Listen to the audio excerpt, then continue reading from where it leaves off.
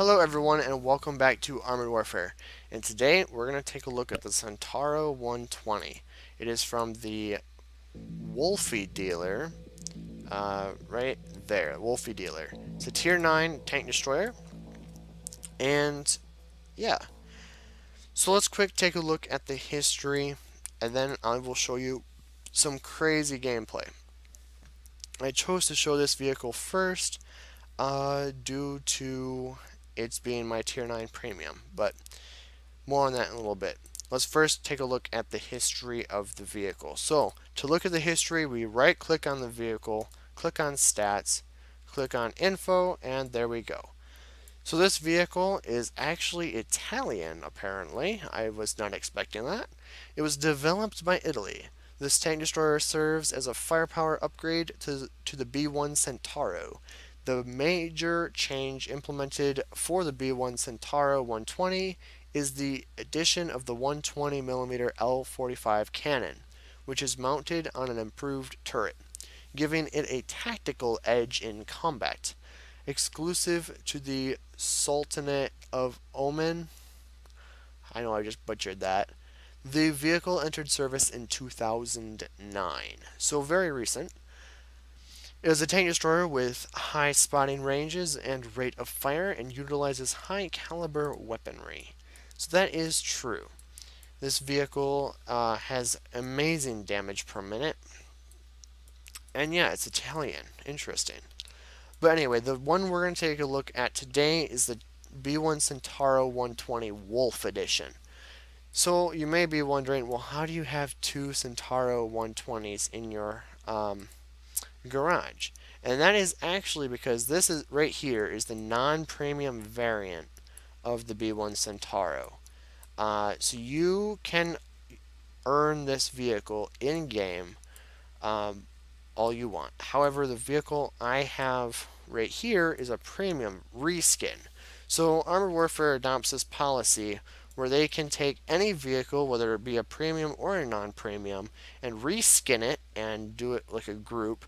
So I think there was like four or five different vehicles that they reskinned in this wolf pattern, and they called it the wolf bundle or whatever. They are completely separate vehicles, although they have identical stats. So yeah, that is kind of their philosophy, and World of Tanks tried that with the Black Edition, and everybody hated it. And it was because they literally just made the tank black and resold it. That's not very interesting, but they did it around the same time Armored Warfare tried doing their reskins. At least Armored Warfare does some cool reskins. I like this wolf design, having a big old wolf on the side of your vehicle, and kind of like this bloodish claw marking symbols, like, I don't know, pattern. I think it's kind of cool. I think it's pretty slick. And there's some other ones that I think are less appealing, and some of them that are more appealing. And if you don't like it, I don't know what to tell you, but I don't know. I don't think it's a big deal. If you want the vehicle, if you want your Centauro 120 to be a premium without having the Centauro 120 Wolf Edition, you can literally just click on. Well, you can literally just click on upgrades.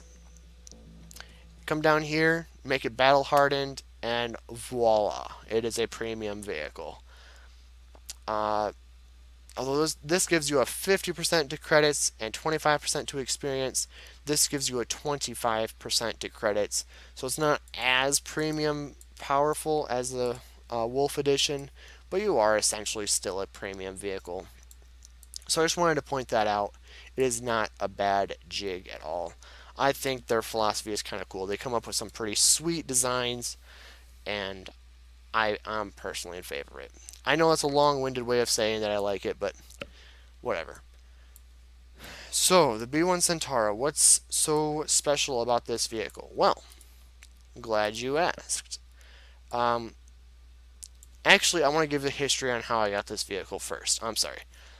So, back before Update 2.0, which was about 2 years ago, this was a Tier 7 vehicle, and so was the Centauro 120. But even before the Wolf Edition was available, the B1 Centauro was a Tier 7 tank destroyer, and during update 2.0, they were removing certain vehicles and upgrading certain vehicles and downgrading certain vehicles and throwing it all around. Needless to say, their compensation plan was amazing. I purchased this Wolf Edition in a $100 bundle back before 2.0 was quite released, and I basically got all the premiums in the game, not the reskins, but all the main premiums in the game for $100, and I thought that was a glorious deal, especially when you could spend about $50 on one Tier 8 premium, and I got quite a few Tier 8 premiums, so I was all for it. It was a great idea. And there was a bunch of non-premium vehicles that also became premium. The first one that comes to mind is the XM1, which is an Abrams variant prototype.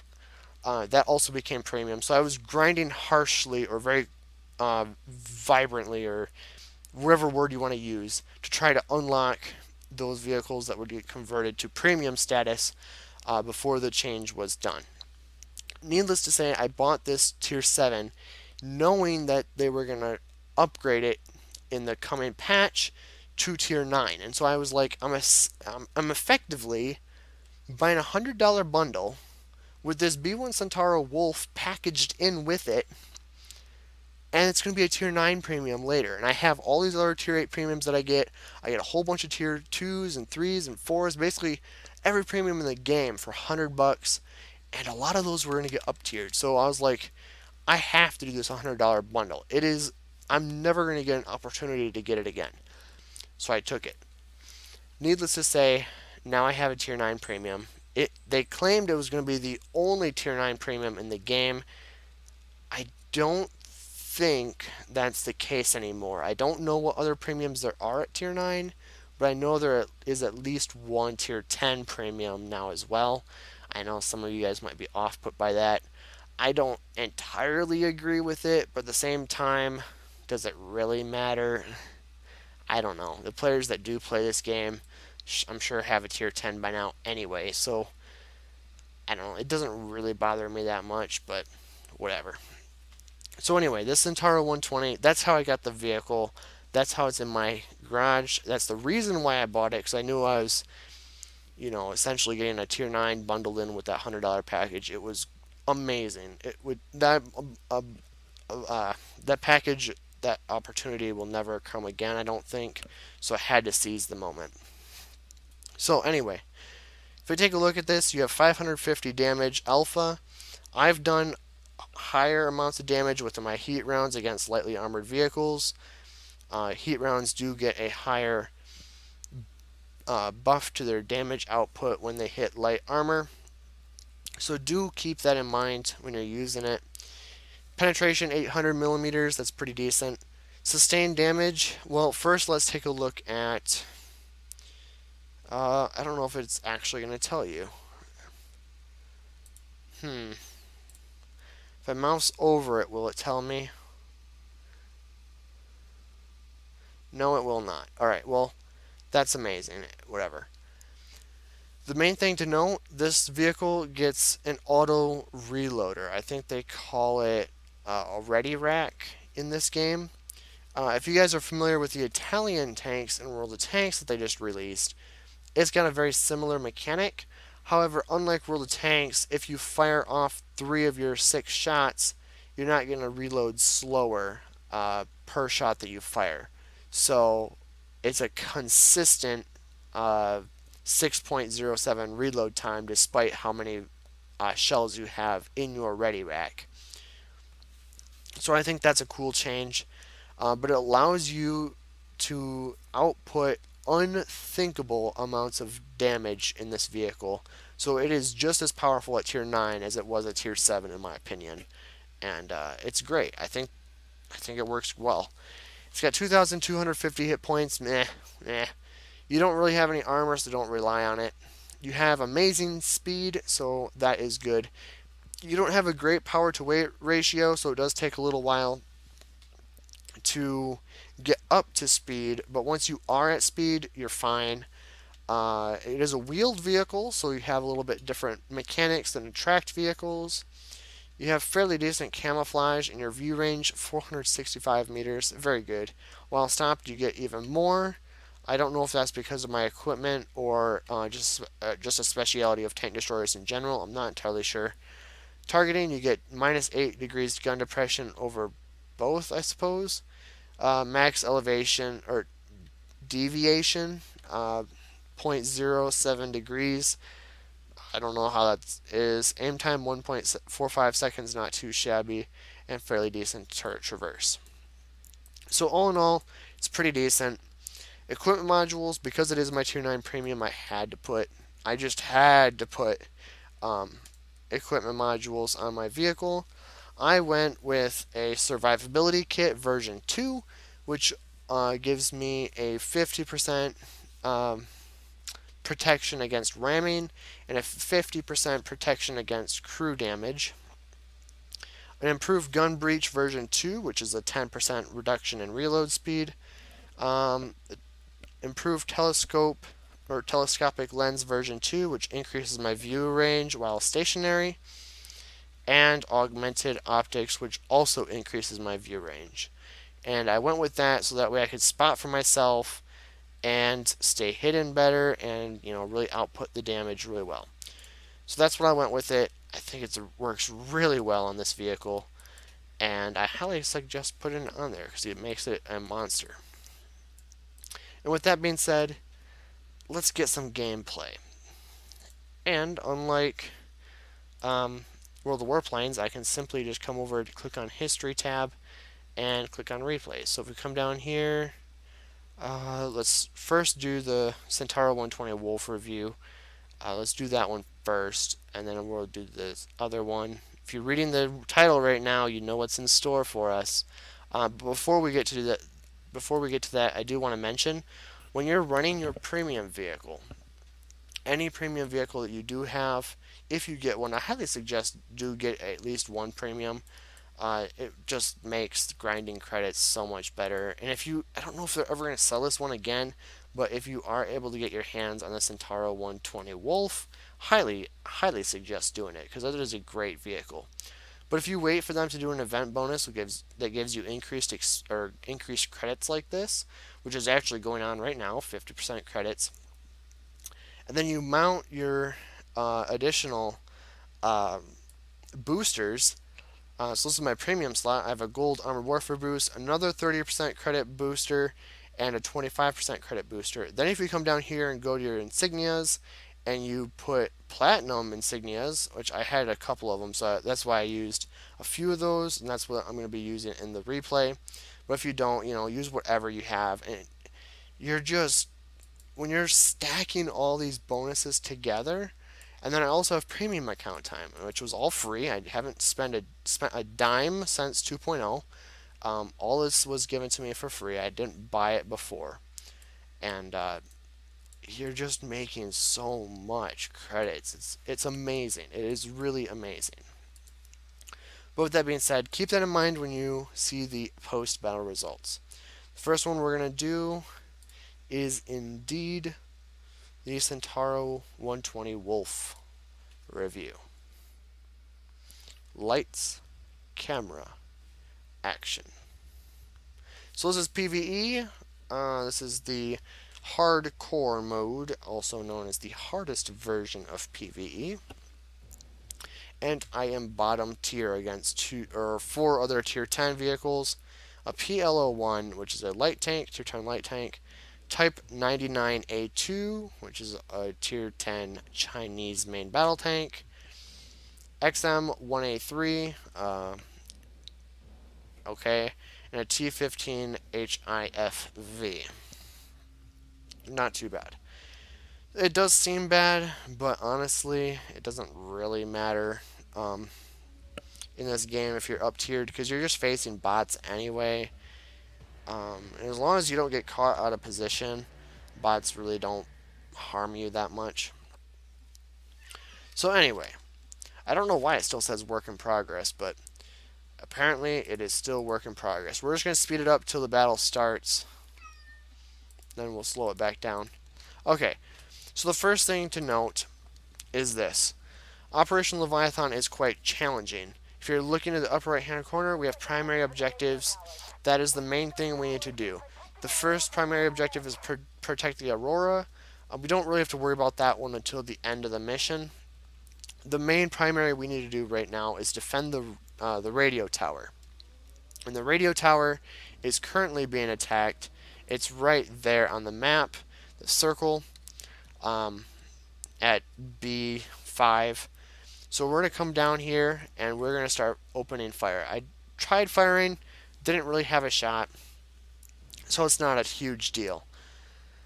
We're just going to move up, and unfortunately it doesn't show. Oh, there we go. If we zoom in, it shows that our ready rack is indeed going on right now. We're going to aim at his turret because that's where you want to try to shoot with this vehicle. But as you can see, my ready rack is starting to reload in shells. I have 3 in the ready rack. Now I have 4 in the ready rack, and we're going to keep firing at this Ariete. I wasted another shot, but we still have 2 in the ready rack. We're going to come over, see if we can get shots on that guy. We don't have shots, so now we're going to come over. Oh, hit the Thunderbolt, see if we can hit him again. Nope, not quite. How about this Bradley? Oh yeah, right through the turret. Look at that. I'm going to press the shift key and make it a little bit easier on us. Boom, right through the turret, and now I'm out of... Oh, we got Bradley right there, so we got to take him out. There we go. Reloaded a shot. I got to wait for my other shots to reload again. But yeah, that's the damage output is amazing. We're already at 5,000 damage, which isn't the highest, but it shows the damage output capability of this vehicle. So as you can see, I'm not really doing a whole lot right now, except for waiting for my ready rack to kind of set up a little bit. Now, if you look in the upper right hand corner, now we have secondary objectives. Our secondary objective is to activate the south defenses. Doing the secondaries are not required to complete the mission. However, if you do all of the secondary objectives, you will receive a bonus to your paycheck, as they call it. So you get increased experience and increased credits per battle. So, if possible, always do the secondary objectives. Despite what your team does, you need to try to get the secondary objectives as much as possible. We did activate the first one, and we're just going to start pulverizing this AMX-10 RCR right through the center. Don't quite get the kill, but we've done a ton of damage to him already.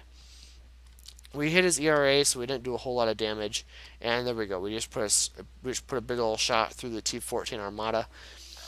And there's a whole bunch of vehicles there now. I'm not actually firing. I'm going to hold my fire until I find a target that is side on to me, fairly reliable penetration, because I have the ready rack. And, you know, if I fire before a shell gets reloaded, it's going to lose all the progress toward reloading that shell. So waiting for it to fully reload is pretty decent. I thought I had a shot on him, but he turned just before. I got a lucky hit into his engine deck there, dealing 810 damage. If you saw that, he was designated. That's a special ability of most AFVs and most light tanks. And if they hold down the E key over a target, it will light or any damage done to that vehicle that is designated will do the maximum possible damage for that shell. So designating targets when you're in an AFV or a light tank, high priority. And not all light tanks have it, but some do. So do keep that in mind. Anyway, we have fired all of our shots. We have 4 in the ready rack. We're going to keep reloading a little bit more. But we have defended successfully the radio tower and the other radio tower, so now we gotta do the other radio tower. We put a couple shots into him. We're gonna put a couple shots into the 10 RCR right here, right through the side, no problem. And boom, just like that. No problem whatsoever. We do have 24 seconds to reset the cap.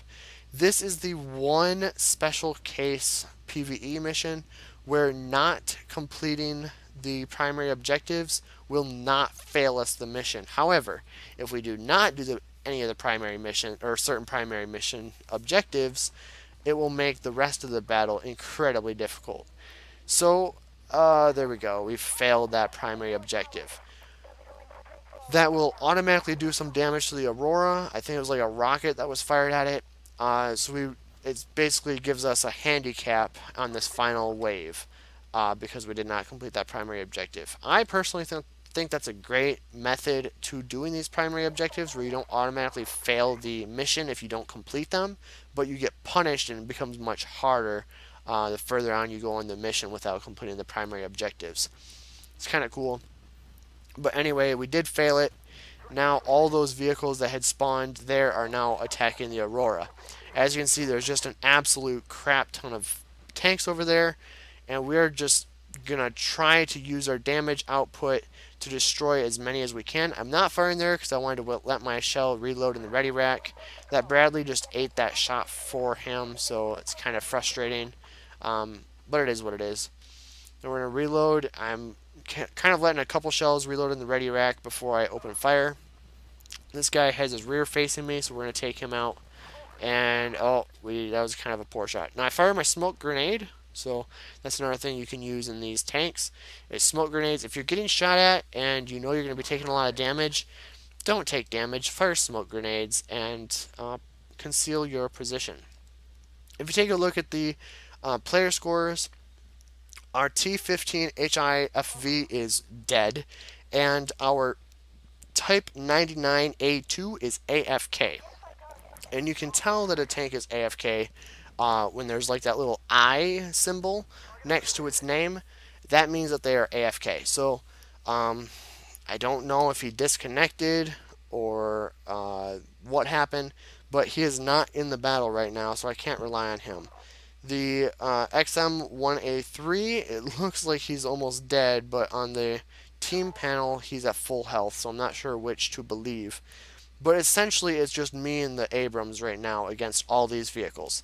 I'm going to try to keep my distance so I'm not spotted, and yet at the same time be in a position where I can pummel the enemies.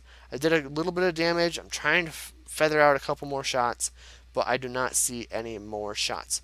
Against those Bradleys, you really do want to shoot the turret. That is the best case scenario. Otherwise, the ERA really does just eat away at your shells. Now, I do mostly use heat rounds in this tank, and that's just because I know where the weak spots are. So heat rounds typically do more damage, and I'm used to lower penetration anyway, so it's not a huge deal for me. I drove by, and activated the secondary objective. That's what my duty was right there. And now I had 4 rounds loaded, put 3 into him, take 2 rockets from the T15 HIFV, lose 1,600 hit points. That's not a good thing. Now I use my repair kit, my field rebuild kit, as you will, to restore all of my hit points. And now we are going to see if we can do some more damage. We're shooting this Abrams right in the rear, so no problems there. And now, well, I'm going to kind of just wait for my auto reloader to reload some shells before I do a whole lot. The Abrams is getting totally attacked, and I do think that this mission is a little bit bugged right now, because even if nobody's attacking the enemy bots, the bots won't attack the Aurora, which allows me to, even though my Abrams friend is dead, it doesn't even matter, because as long as I'm not killed, and as long as our Type 99A2 isn't killed, we won't actually lose the battle, because those bots literally will not destroy the Aurora. I think it's bugged. Not that I'm complaining, it allows me to not worry about having to defend it, but rather just, farm points at the end here. I'm going to try to find a shot on the Challenger, but Challengers are immensely difficult to penetrate with heat rounds. And as you can see, we're just going to go right through the Bradley's turret. And I got a lucky shot in the Challenger. That was completely lucky. It did penetrate his front road wheel, and I did fire again. It didn't quite go in that time. And now at this point, he doesn't even see me, so I'm going to see if I can just get a couple shots. Whoop, camera's going crazy. So yeah, it is what it is. We're doing what we can. And yeah, here's our Challenger 2.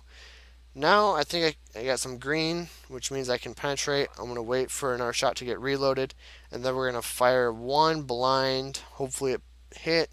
I'm trying to spot this guy. Oh, there he is. That one vanished. Okay. We did some damage to him, and now I know exactly where he is. That challenger doesn't appear to be moving whatsoever. So we're just going to hold down the trigger now and wait for him to blow up. Oh, he's not dead yet. I'm worried about the T-15 because if he fires rockets at me, well, we already saw what the T-15 does to people. It ruins your day. So you do not want to be getting shot by him. Those rockets are incredibly powerful. I'm going to see if I can take down that K-21. The turret does reduced damage, but it doesn't matter because he only had 14 hit points anyway. Now, I still have 2 more minutes to protect the Aurora, and we have done nearly 30,000 damage to the enemy vehicles. This really is the dream scenario for the vehicle, doing the maximum amount of damage. I'm coming up on this hill to see if I can do some extra damage here. Oh, I'm getting obliterated. I fire smoke, hoping that they won't see me anymore and I can get some free damage, but they were still seeing me somehow. I get blapped in the face by a rocket from the T-15 HIFV for nearly 900 damage. That's why you do not want to be getting shot by those things. But there's not much I can do. I have all 6 shells in the ready rack, so I'm going to see if I can do some damage to these guys. I want to wait for him to get out of the way because I don't want to fire at him. And now we're going to see if we can do some damage to this Buford, whatever you want to pronounce it. Oh, that guy just went in front and he fired a rocket at us. He blapped us in the face with a rocket. Oh, I hate those things. Thankfully, he didn't kill us. It was a lucky shot. But let's see if we can do some damage here now. He's totally protecting his buffered friend now, Buford, however you want to pronounce that vehicle. And I'm trying to get shots here, but I literally did not bring any AP rounds intentionally because I didn't think I'd be in a situation like this. And I wanted all the rounds I could possibly have. Seeing if I can find a shot. I don't really see a shot, so I'm not going to try to attack him. Instead, I'm going to try to just wait for my auto reloader to reload some shells. And then I'm going to see if I can take out that Buffer. I really want to shut him down. So here we go. 1 shot. Penetrates. 2 shots. Down. I'm spotted. Rockets fired at me. And splat. I am now dead. And this is the final vehicle that is remaining. He's been AFK the entire battle. But it doesn't matter because as long as he survives... I don't even think bots attack AFK players. So we have literally no concern whatsoever for failing this mission. And in all intents and purposes, we should not have won that mission. But we did win that mission because of it being bugged. Great stuff indeed. Now, that is the Centauro 120 in a nutshell. I will save the other replay for another video another time.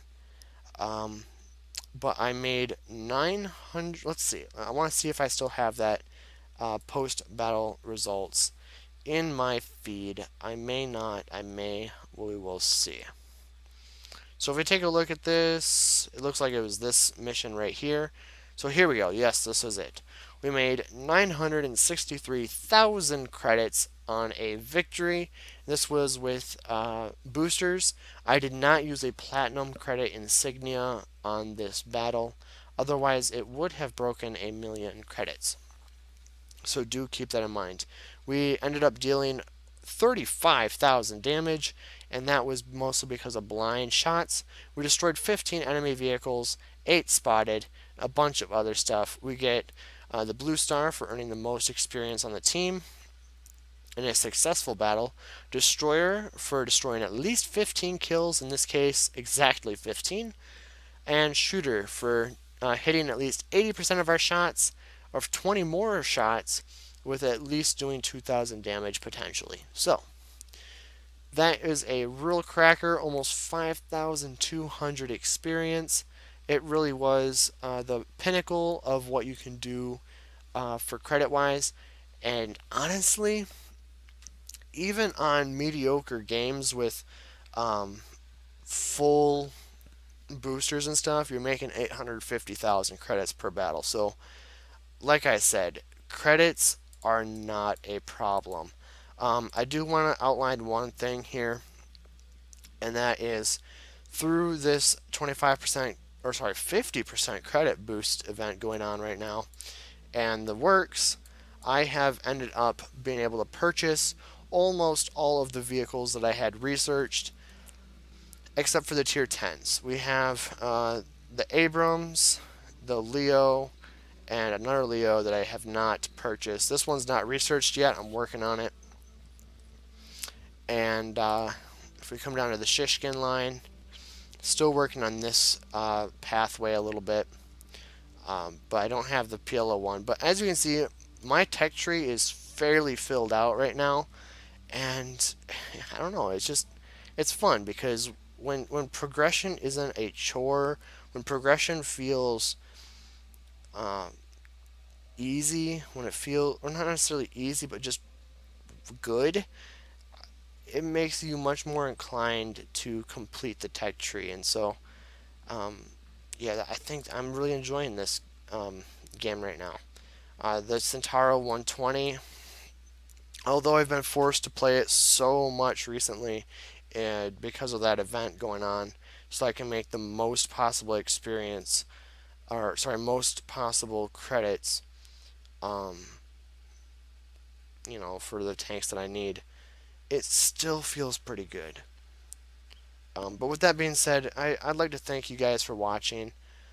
If you guys enjoyed it, I know it's not World of Warplanes, but do consider coming over to Armored Warfare and playing with me at times. I'd enjoy it.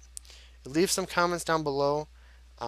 Interaction between the community is the most important thing for me. Send in replays, whether it be Armored Warfare or from World of Warplanes, at princehyrule@gmail.com. All lowercase. And with that being said, thank you so much for watching. I hope you guys have a fantastic day, and I'll catch you later.